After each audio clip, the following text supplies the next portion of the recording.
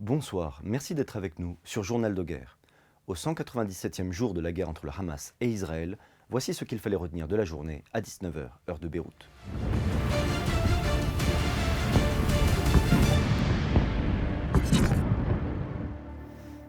Nous commençons par un récapitulatif de la situation à la frontière libano-israélienne.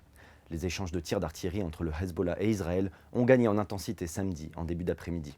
L'armée israélienne a ainsi mené un raid contre une maison dans le village de Jebaïn. Selon les informations préliminaires, 3 combattants du Hezbollah auraient ainsi été tués et 2 autres personnes blessées. L'armée israélienne avait mené, plus tôt en matinée, un raid contre une maison à Kfar Kila où, selon des informations préliminaires, une personne aurait aussi été tuée. À Gaza, les bombardements se poursuivent alors que Rafah est sous la menace d'une offensive terrestre imminente.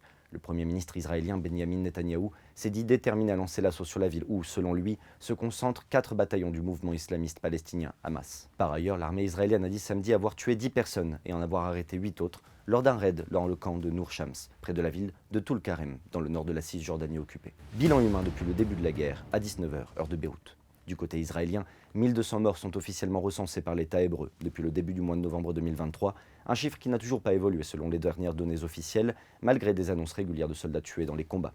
L'armée israélienne a toutefois annoncé la mort de 260 soldats depuis le début de l'offensive terrestre à Gaza. Du côté de Gaza, le ministère de la Santé a recensé près de 34 049 morts parmi les Palestiniens depuis le 7 octobre.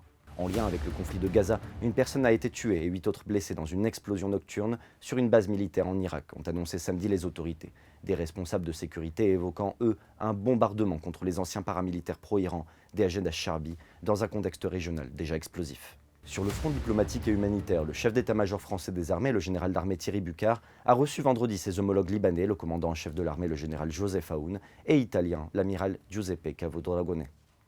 En outre, le ministre iranien des Affaires étrangères, Hossein Amir Abdollahian, a minimisé l'attaque imputée à Israël qui a touché le centre de l'Iran vendredi, la comparant à, je cite, un jeu d'enfant, fin de citation. Il a souligné qu'il n'y aurait pas de représailles iraniennes à moins que les intérêts du pays ne soient visés. Enfin, le chef du Hamas, Ismail Haniyeh, est arrivé vendredi soir en Turquie, pays qui le soutient fermement et qui l'a régulièrement accueilli, mais qui a été écarté de la médiation entre Israël et le mouvement palestinien. M. Haniyeh a rencontré le président turc Recep Tayyip Erdogan alors que le Qatar, où réside le chef de l'aile politique du Hamas, envisage de réévaluer son rôle de médiateur pour obtenir une trêve et la libération des otages israéliens. Le président turc Erdogan a quant à lui appelé à l'unité du peuple palestinien. Merci de nous avoir suivis sur Ici Beyrouth. On se retrouve demain pour un autre résumé de la situation.